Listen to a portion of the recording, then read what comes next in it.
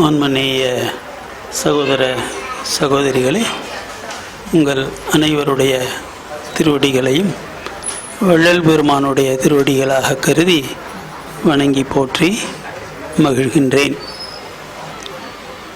இன்றைக்கு 2 திருவிழாக்கள். ஆனால் நோக்கம் ஒன்றுதான். என்னவென்றால், இன்று பிரதோஷ வழிபாடு. இரண்டாவதாக, இன்றுதான் சுமார் 150 ஆண்டுகளுக்கு முன்பு வள்ளல் பெருமான் அவர்கள் அருட்பெருஞ்சோதி அகவலை எழுதிய நாள். என்னங்கது? அருட்பெருஞ்சோதி அகவலை வள்ளல் பெருமான் எழுதிய நாள்.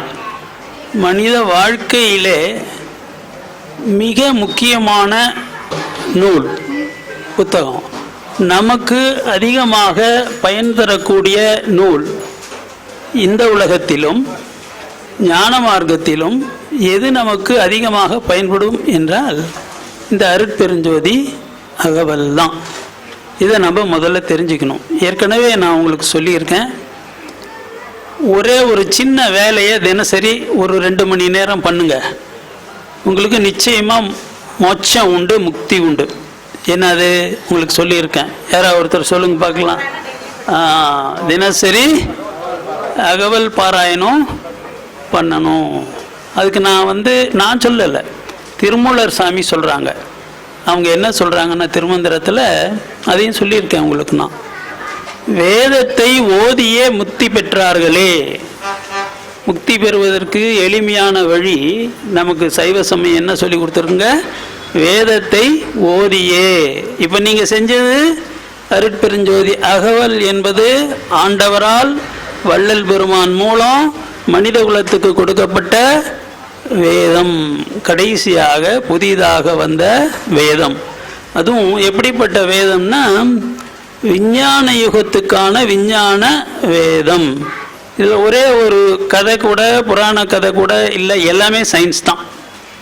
இனி 500 வருஷம் 1000 வருஷங்களுக்கு விஞ்ஞானிகள் என்னவெல்லாம் கண்டுபிடிக்க போகிறாங்களோ அதையெல்லாம் ஏற்கனவே வள்ளல் பெருமான் இந்த அகவலில் சொல்லிட்டாங்க. இப்போ ஒரு உதாரணம் சொல்ல, நிறைய பேசியிருக்கேன் வள்ளலார் கண்ட விஞ்ஞானங்கள்னு. யூடியூப்பில் போய் சேலம் குப்சாமின்னு தட்டினீங்கன்னா வரும். எல்லா விஞ்ஞானத்தில் ஒரு 30 துறைகள் இருக்குது. எல்லா துறைகள்லையும் இனி அடுத்த 500 வருஷங்களுக்கு என்ன வரும் என்கின்ற விஞ்ஞான உண்மைகளை வள்ளல் பெருமான் இதில் பதிவிட்டிருக்கிறார். ஒரு உதாரணம் சொல்கிறேன், கேளுங்களேன். உலகத்திலேயே பெரிய உயிரியல் அறிஞர் யார்? Sir Charles Darwin. அவர் தான் இந்த பரிணாம விதி அப்படின்னு கண்டுபிடிக்கிறார். 20 லட்சம் ஆண்டுகளுக்கு முன்னால் ஒரு மனித குரங்கு மனிதனாக ஹோமோசேப்பியன்ஸாக மாறியது. இந்த 20 லட்சத்தில் இப்போ எத்தனை பேர் நம்ம இருக்கோங்க? பூமியில் 750 கோடி பேர் இருக்கோம், இல்லைங்களா? அது மாதிரியான. சரி, அடுத்தது மனித குரங்கு மனுஷன் ஆச்சு. இப்போ மனுஷன் என்ன ஆகணும்? இது அவங்களுக்கு டார்வினை கேட்டால் அதெல்லாம் எனக்கு தெரியாதுன்ட்டார். அதே வருஷம் 1871 வருஷம் வடலூரில் வள்ளல் பெருமான் தன்னுடைய உடம்புல ஃபியூச்சர் ரெவல்யூஷன், எதிர்காலத்தில் பரிணாமம் என்ன ஆகும் அப்படின்றத சுத்த பிரணவ ஞான ஒளி தேகங்களாக நம்ம உடம்பையே மலம் ஒழுகுகின்ற நவ துவாரங்களில் மலம் ஒழுகுகின்ற இந்த உடம்பை சுத்த தேகமாக, பிரணவ தேகமாக, ஞான ஒளி தேகமாக மாற்றி காட்டினார். ஆச்சுங்களா? மனிதன் எங்கிருந்து வந்தான்? சிவத்துக்கிட்ட இருந்து, கடவுள்கிட்ட இருந்து வந்தான், அருட்பெருஞ்சோதிக்கிட்ட இருந்து வந்தான். இப்போ எங்கே மறுபடியும் போகணும்? அப்பா வீட்டுக்கு தான் போகணும். அந்த இடத்துக்கு வள்ளல் பெருமான் போயிட்டார். அருட்பெருஞ்சோதி ஆயினை நீ அப்படின்னே ஆண்டவர் வள்ளல் பெருமான்கிட்ட சொல்லிட்டார். இப்போ வள்ளல் பெருமான் என்ன சொல்கிறாரு? ஐயா, நான் போகிறது இருக்கட்டும், எவ்வளோ நாளைக்கு நீ அதையே சொல்லிகிட்டு இருப்ப? நீ என்ன ஆகிறது? நீ இங்கே வரணும். அதுக்காக தான் உனக்கு இந்த மனுஷன் தேகம் கொடுக்கப்பட்டிருக்கு. அதுக்காக தான் உனக்கு இந்த மனுஷ வாழ்க்கை கொடுக்கப்பட்டிருக்கு. அதை மறந்துடாத. மறந்து இப்போ விட்டுட்ட அப்படின்னா இந்த ஜென்மத்தில் அடையலைன்னா வள்ளலார் சாமி மாதிரி மறுபடியும் என்ன, அங்கே இந்த 84 லட்சம் ஜீவராசிகள் இருக்கு இல்லைங்களா, அது முழுக்க பிறந்து பிறந்து பிறந்து பிறந்து வரணும். எத்தனை லட்சம் வருஷம் ஆகும் தெரியாது. அது ரொம்ப கஷ்டம். அதனால் இப்போயே பிடிச்சிங்க. அதுக்கு எளிமையான வழி, ரொம்பவும் கஷ்டப்பட வேணாம். காலையில் 4 மணி 5 மணிக்கு எழுந்திரிச்சு அருட்பெருஞ்சோதி அகவல் இருக்கு இல்லைங்களா, 1 மணி நேரத்தில் படிச்சிடலாம். இசையோடு கேட்டிங்கன்னா 2 மணி நேரம் ஆகும் இல்லைங்களா. சரி, இப்போது 1 மணி நேரமும் 2 மணி நேரமும். காலையில் 4 மணிக்கு எந்திரிக்கிறது கஷ்டமாக இருக்கா, 5 மணிக்கு எந்திரிச்சுக்கோங்க. 5லேருந்து 7 வரைக்கும் இந்த அகவலை பண்ணிவிட்டு அப்புறம் மீறி உங்கள் வேலையை நீங்கள் பாட்டுக்கு பாருங்கள். உங்களுக்கு என்ன நிச்சயம்? மோட்சம், இறந்தால் மோட்சம் முக்தி நிச்சயம். ஏன்னா அதெல்லாம் பூரா மந்திரம் தாங்களே. அகவல் பூரா என்ன இருக்குது? பூரா மந்திரங்கள் தான். இப்போ உதாரணமாக ஒன்று சொல்கிறேன் கேளுங்களேன். இப்போ நமக்கு ஏதோ ஒரு நோய் வருது, அது நாம் பூர்வ ஜென்மங்களில் செஞ்ச பாவப்பதிவுகள், அதனால் கர்மா இருக்குது. நமக்கு ஏதாவது ஒரு நோய் வந்துக்கிட்டு தான் இருக்கும். இப்போ அப்படி வந்துடுச்சுன்னா கவலைப்பட வேணாம். காலையில் எந்திரிச்சு, விடியற் காலையில் எந்திரிச்சு ஒரு விளக்கை வச்சுக்கிட்டு, பல் துளக்கிட்டு, முகம் கழுவிக்கிட்டு, அந்த விளக்கு முன்னால் 108 தடவை மகாமந்திரத்தை சொல்லிட்டு இந்த மந்திரத்தை சொல்லுங்க. உடற்பிணி அனைத்தும் சொல்லுங்க.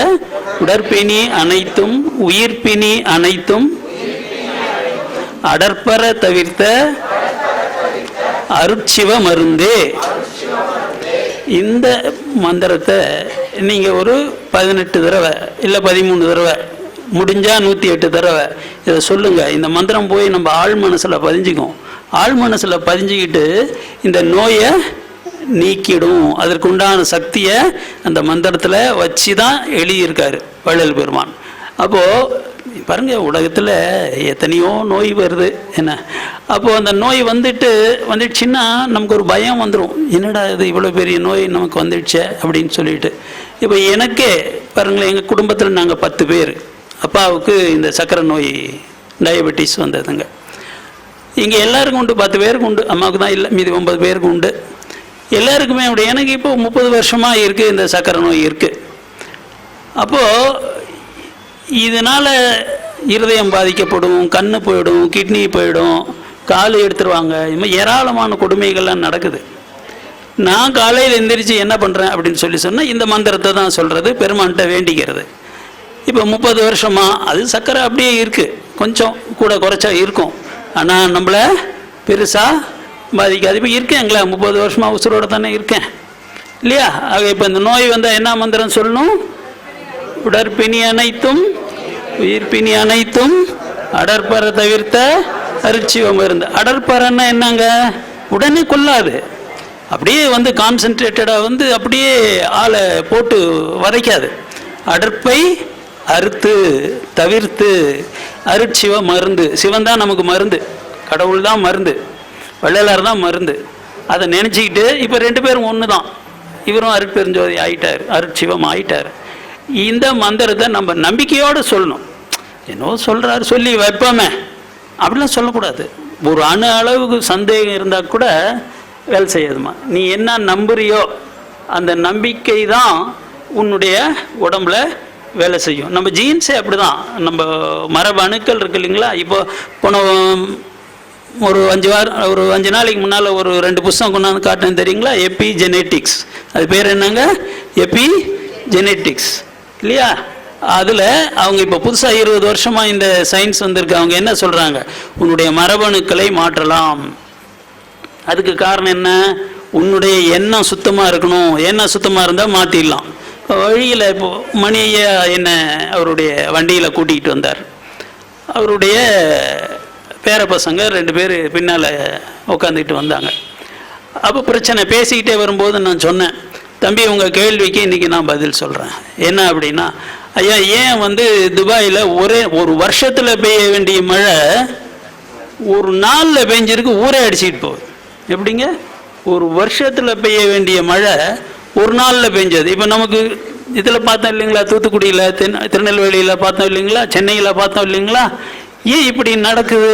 இந்த வருஷம் பாருங்கள், இன்றைக்கே 39, இது 42 43 வரைக்கும் வெயில் வரும்னு சொல்கிறாங்க. அக்னி நட்சத்திரத்தில் என்ன வரும்னே தெரியல.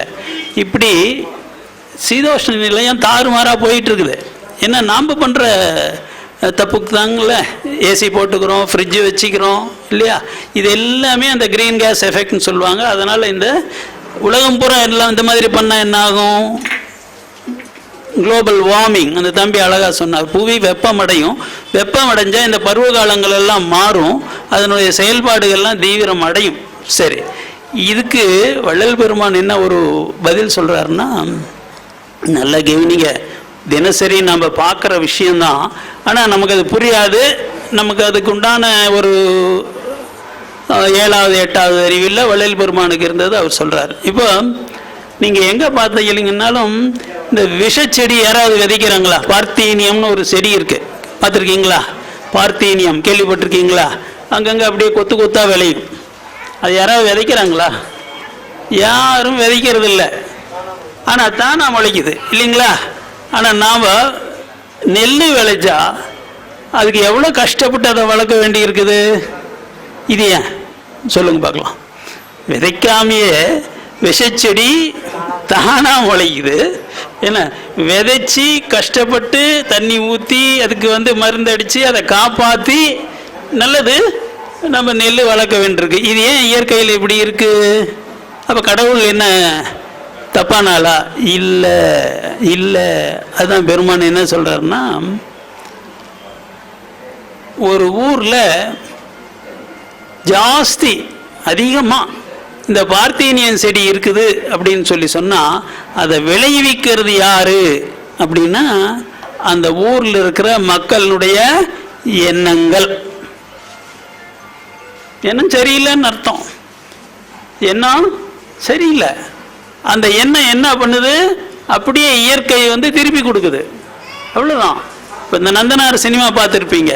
அதில் அவர் நான் தில்லைக்கு போய் நடராஜ பெருமானை பார்க்கணும்னு சொல்லி நந்தனார் கேட்பார். அந்த ஆண்டை அவர் முதலாளி அவர் என்ன சொல்வார், போலாமே நீ என்ன செய்ய, இந்த 10 வேலியே இன்னும் நிறைய எத்தனையோ ஏக்கர் அந்த நெல்லெல்லாம் விளைச்சிட்டு அறுவடை பண்ணிட்டு மூட்டை கட்டி வச்சுட்டு நீ போ. இது எப்போ நடக்கிறது? இவர் எப்போ போய் பார்க்கறது? அழுகுறார். பெருமானே, உன்னை நான் பார்க்க முடியாதா அப்படின்னு அழுகுறார். ஈஸ்வரன் என்ன பண்ணுறாரு, ஒரே ராத்திரியில் அவ்வளவையும் விளைவிச்சு மூட்டை கட்டி தனியாக வச்சிடறார். காலையில் இவங்கெல்லாம் எந்திரிச்சு பார்க்குறாங்க, எல்லாமே நிலம் விளைஞ்சிருக்குது, அது அறுவடை ஆகிருக்குது, எல்லாம் மூட்டை கட்டி தனியாக வச்சிருக்கு. இப்போ அவர் போகலாம்ல. அவருடைய அந்த நல்ல எண்ணம் என்ன? அந்த நல்ல எண்ணம் சிவனை பார்க்கணும், ஆண்டவனை பார்க்கணும். அந்த பக்தி. அவர் அழுதுகிட்டே இருக்காரு விடிய விடிய. அவருக்காக யார் வேலை செய்கிறாங்க? ஈஸ்வரன் வேலை செய்கிறாரு, நெல்லை வளர்த்து விடுறாரு இல்லையா? இதே தான் வள்ளல் பெருமானும் அவருடைய வாழ்க்கையில் சொல்லுவார். நான் புரியவனை எல்லாம் தான் புரிந்து எனக்கே வான்பதம் அளித்தார் பெருஞ்சோதி. அந்த கோயிலை கட்டும்போது பிளானை கொடுத்துட்டு ஐயா போய் அகவல் எழுதுறதுக்கு இதில் உட்காந்துக்கிறார். இங்கே சித்தி வளாகத்தில் இங்கே வரவே இல்லை. எல்லாம் தானாக நடக்குது. தானாக நடந்து அந்த கட்டடத்தை கட்டி முடிக்கிறாங்க. இது மாதிரி பல வேலைகள் எல்லாம் அது சொல்கிறார். நான் புரிவன எல்லாம் தான் புரிந்து எனக்கே வான்பதம் அளித்த அருட்பெருஞ்சோதி. அப்போது அந்த பக்தி நல்ல எண்ணம் இருக்கும்போது அங்கே என்ன விளையுதுங்க? நெல்லே விளையும். அதனால தான் ஆதியிலே திருவள்ளுவர் சாமி நமக்கு சொன்னார். என்ன சொல்கிறாரு? வித்தும் இடல் வேண்டும் கொல்லோ. எப்படிங்க? விதை போட வேணாம்பா, விதை போடணுமா என்ன? வித்தும் இடல் வேண்டும் கொல்லோ விருந்தோம்பி மிச்சில் மிசைவான் புலம். ஒரு விவசாயி அவர் வர்றவங்களுக்கெல்லாம் விருந்து உபச்சாரம் பண்ணிக்கிட்டே இருக்காரு. அந்த விதை நெல்லை கூட சமைச்சு போட்டுடுறாரு. மிச்சம் இருந்தால் அவர் சாப்பிட்றாரு. அவருடைய ஒரே கவனம் என்னன்னா ஜீவகாருண்யம்தான், அடுத்த உயிர்களுடைய பசியை ஆற்றுவிக்க வேண்டும் அப்படின்ற ஒரே எண்ணத்திலேயே அவர் இருக்கிறாரு. அப்போ திருவள்ளுவர் சொல்றார், நான் சொல்ல, வள்ளலார் சொல்ற மாதிரி. திருவள்ளுவர் சாமி கடவுள் தாங்களே, வாளறிவு கொண்டவர். அவர் சொல்றாரு, ஐயா நீ விதைக்கவே வேணும், உன் நிலத்துல தானாவே நெல் விளையும். எது மாதிரி? பார்த்தீனியம் விளையுதில்லை, விஷச்செடி விளையுதில்லை. கெட்ட எண்ணெய் இருந்தால் விஷச்செடி விளையுது. அப்போ அதே விதி தானே. நல்ல எண்ணெய் இருந்தால் நெல்லே தானே விளையும் இல்லைங்களா? நந்தனாருக்கு விளைச்சி காட்டினார் இல்லையா ஆண்டவர் இல்லையா? அப்போ இது ஏதோ மூடத்தனம் முட்டாள்தனம் இதெல்லாம் இல்லை, சயின்ஸ் இது. கண்ணு முன்னால் பார்க்குறோம் இல்லைங்களா, எவ்வளோ கூத்து நடக்குதுன்னு. சென்னையில் நடந்துச்சு, திருநெல்வேலியில் நடந்துச்சு, இப்போ துபாயில் நடந்துச்சு. கொட்டுது, ஒரு வருஷத்தில் வர வேண்டிய மழை ஒரு நாளில் கொட்டுது இல்லைங்களா. அதே மாதிரி இப்போ பல இடங்களில் போர்கள் நடந்துகிட்டு இருக்கு. தேவையா இந்த போரெல்லாம்? லட்சக்கணக்கான பேர் கஷ்டப்படுறாங்க. இந்த நாட்டு அதிபர் அவர் ஏசி ரூமில் உட்காந்துக்கிட்டு ஃபோனில் சொல்லிடுறார், மொபைல் ஃபோனில், இந்த பெட்டாலியன் அங்கே அந்த ஊருக்கு போய் சண்டை போடு. அவர் எதிர் திசையில் இருக்கிற அந்த நாட்டு அதிபர் என்ன பண்ணுறாரு, நீ போய் அதுக்கு எதிர் சண்டை போடு. இவங்க 2 பேர் எங்கே உட்காந்துருக்காங்க? ஏர் கண்டிஷன் ரூமில். இவங்களுக்கு எதாவது கஷ்டம் இருக்கா? எந்த கஷ்டமும் இல்லை. அங்கே யார் கஷ்டப்பட்டு சண்டை போடுறான்? சோல்ஜர்ஸ், சிப்பாய்கள். கஷ்டப்படுறது யார்? பொதுமக்கள். லட்சக்கணக்கான பெண்கள் குழந்தைங்களை தூக்கிட்டு அகதிகளாக ஓடி அடுத்த நாட்டுக்கு ஓடுறான். அப்போ தீமை என்பது ஒரு சில மனிதர்களுடைய எண்ணங்களில் இருந்து உலகம் பூராவும் பரவுது இல்லைங்களா. இப்போ அப்படியே திருப்பி போடுங்க. நம்ம மாதிரி சுத்த சன்மாரிகள் ஒரு சிலருடைய தயவு எண்ணங்கள், அருள் எண்ணங்கள் அதிகமான என்ன ஆகும்? இந்த போரெல்லாம் நடக்காது இல்லையா. நம்ம தெரிஞ்சுக்கணும், கெட்டதுக்கே இவ்வளோ சத்து இருந்துச்சுன்னா நல்லதுக்கு எவ்வளோ சத்து இருக்கும் இல்லைங்களா. அப்போ இன்னைக்கு அற்புதமான நாளுங்கய்யா. ஐயா, பிரதோஷம் ஏன் நம்ம கும்பிடுறோம் உங்களுக்கு தெரியும்ல? 1 2 3 கதை இருக்கு, போதுங்க. இப்போ ஒன்று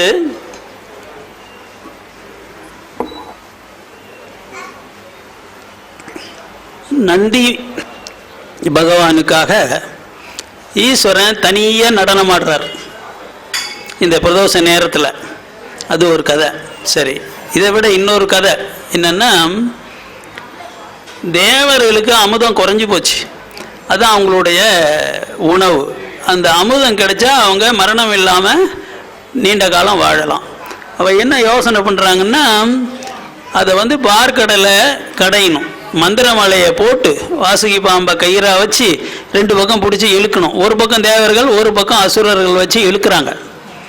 இழுத்த உடனே இவங்க நினச்ச மாதிரி அமுதம் வரல. அதுக்கு பதிலாக என்ன வந்துச்சு? என்ன விஷம்? ஆழகால விஷம். அதோட கொடுமையான விஷமே கிடையாது. அது அப்படியே அந்த காற்று பட்டாலாம் சொத்து நல்லா தேவர்கள்லாம் விழுந்து சாவுறாங்க. அவ்வளோ விஷம். ஏன் வந்துச்சு? இவங்களுடைய பேராசை. பேராசை என்ன பண்ணுங்க? கெடுதல் தானே. அது முதல்ல ஆழகால விஷயத்தை தான் கொண்டு வரும். எல்லாரும் ஓடுறாங்க, யார் நம்மளை காப்பாற்றுவா, யார் நம்மளை காப்பாற்றுவோம். இந்த ஆழகால விஷயம் அப்படியே துரத்துது.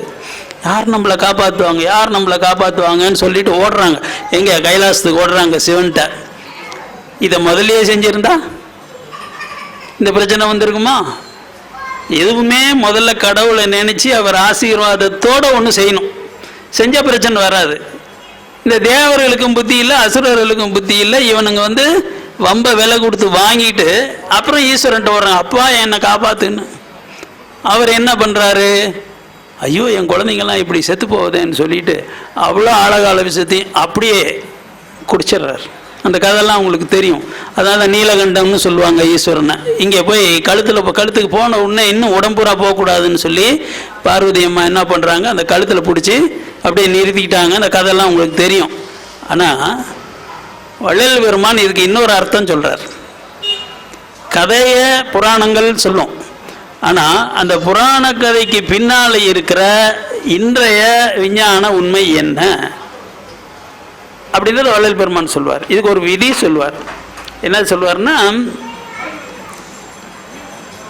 பிண்டத்தில் உள்ள உண்மைகளை அண்டத்தில், அதாவது உடம்புல நடக்கிற விஷயங்களை, மருத்துவ குணங்களை வெளியில தேவர் கதைகளாக சொல்லி மறைத்தார்கள் அப்படின்னு சொல்லுவாங்க. சரி, அந்த காலத்துக்கு சரி. இந்த காலத்தில் பெருமான் என்ன சொல்றாருன்னா, ஈஸ்வரனுக்கு நிறைய அடைமொழிகள் கொடுக்குறாரு. அதில் ரொம்ப முக்கியமான ஒரு அடைமொழி என்ன தெரியுங்களா ஐயா?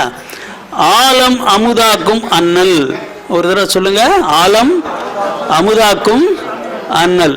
அழகால விஷம் அது அப்படியே என்னவா மாறி போகுது? அமுதா மாறி போகுது. ஏன்? அதான் பெருமான் சொல்றாரு, எங்கே அருள் இருக்கின்றதோ அந்த அருள் என்ன பண்ணும்னா ஆழகால விஷயத்தை கூட அமுதமாக மாத்திடும். பார்வதி அம்மா கழுத்தை பிடிச்சாங்க, இது கதை. ஆனால் வள்ளல் பெருமான் என்ன சொல்றாருன்னா, இவர் ஐயோ என் குழந்தைங்கெல்லாம் இப்படி செத்து போகுதே, அவங்க சாகக்கூடாது, நான் செத்தாலும் பரவாயில்லன்னு சொல்லி, இதுதான் அருள். இந்த அருள் இருக்கு பார்த்தீங்களா, அந்த அருள் இருக்கிற இடம் எப்படிப்பட்டதுன்னா அது தேவாமிர்தம். அருள் அமுதம்னே சொல்லுவார், அருள் அமுதம்னே சொல்லுவார். ரெண்டாவது, எவ்வளோ பெரிய விஷயத்தையும் அது அப்படியே எதுவாக மாற்றிருங்க, அமுதமாக மாற்றிடும். அதான் அருள், அது அருளினுடைய ஆற்றல். அருள் தான் கடவுள். பாருங்க, அருட்பெருஞ்சோதின்னு சொல்றாரு. அருள் என்பது ஜோதி என்கின்ற ஒளியாக இருக்கின்றது, பெரிய ஜோதியாக இருக்கின்றது.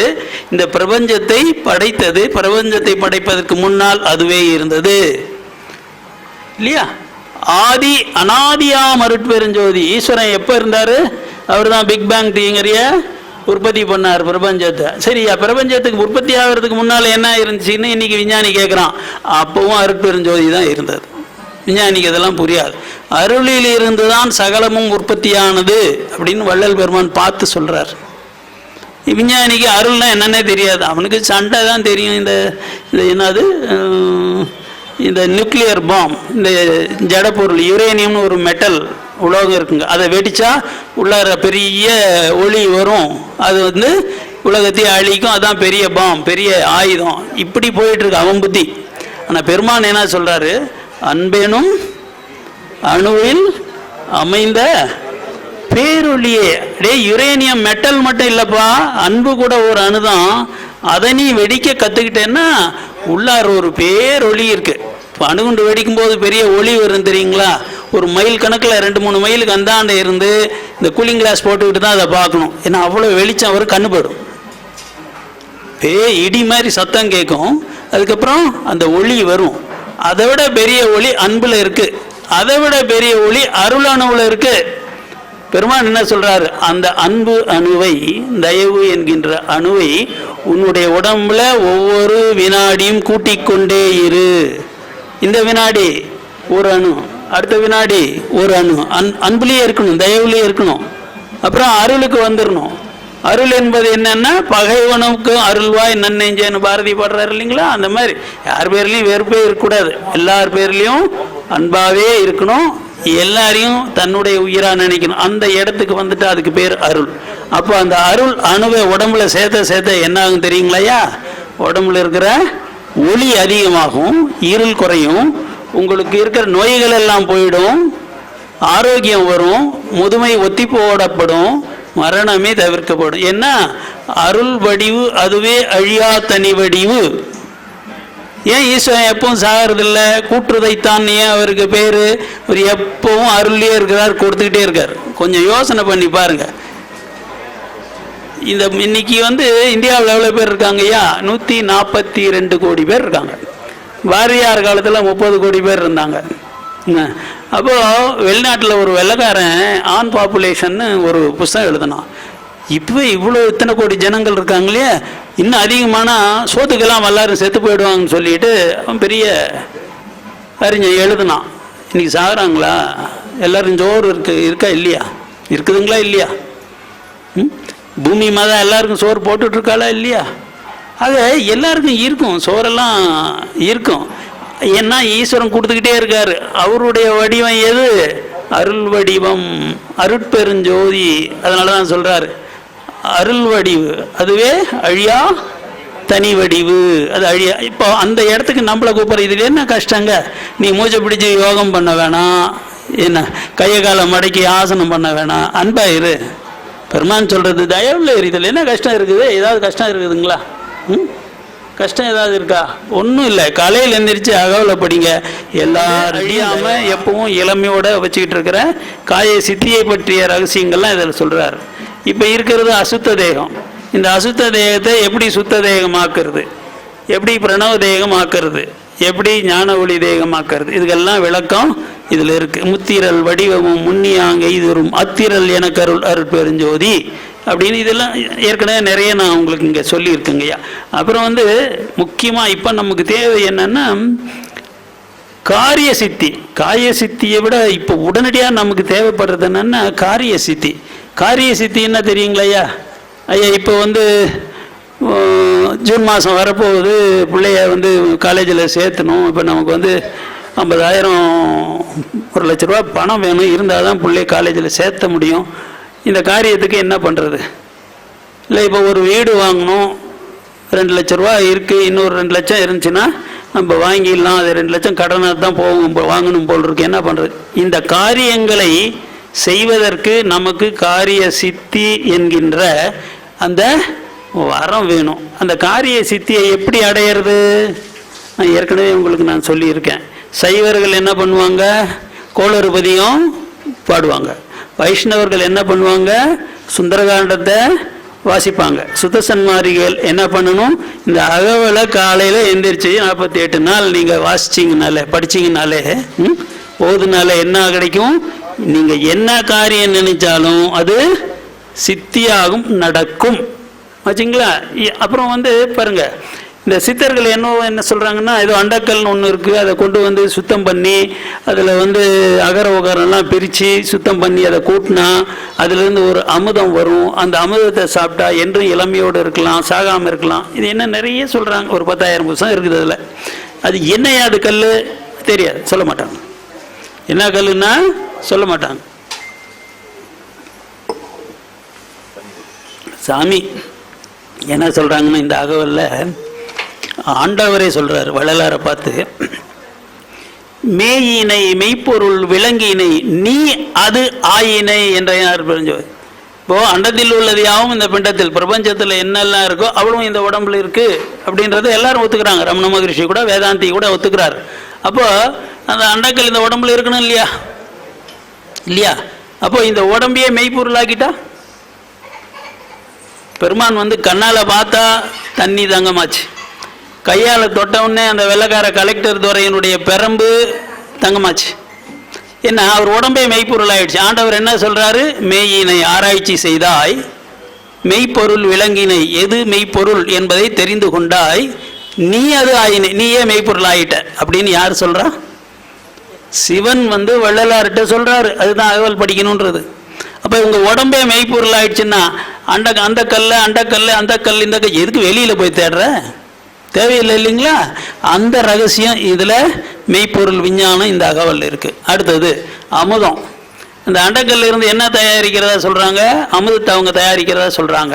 பெருமான் என்ன சொல்கிறாருன்னா, அதெல்லாம் காடு மலை அங்கெல்லாம் ஏறி அந்த கல் இந்த கல் இதெல்லாம் ஒன்றும் வேணாம்ப்பா, உன் உடம்புலேயே நீ 10 விதமான அமுதங்களை உற்பத்தி செய்து கொள்ளலாம் அப்படிங்கிறார். அது ஒரு பெரிய பட்டியல் கொடுத்துருக்கிறார். அமுதங்களினுடைய விஞ்ஞானம் இதில் கொடுத்துருக்கிறார்.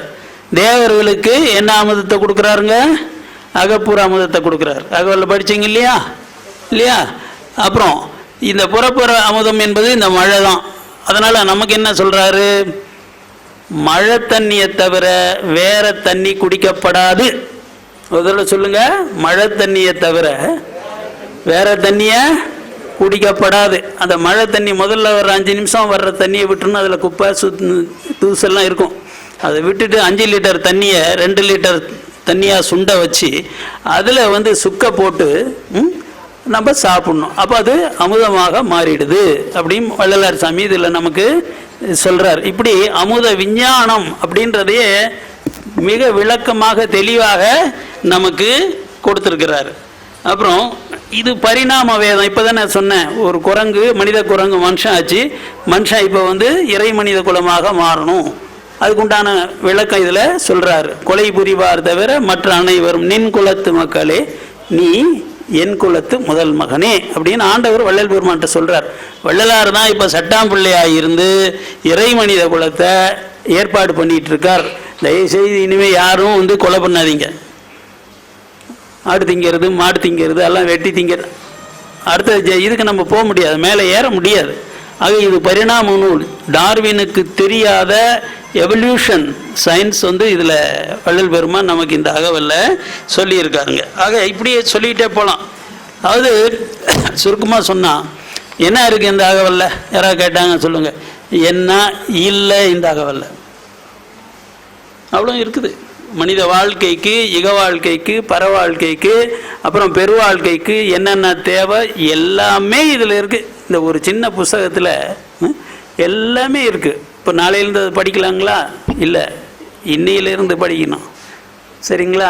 சரி. அருட்பெருஞ்சோதி அருட்பெருஞ்சோதி தனிப்பெரும் கருணை அருட்பெரும் ஜோதி. எல்லா உயிர்களும் இன்புற்று வாழ்க. வள்ளல் மலரடி வாழ்க வாழ்க.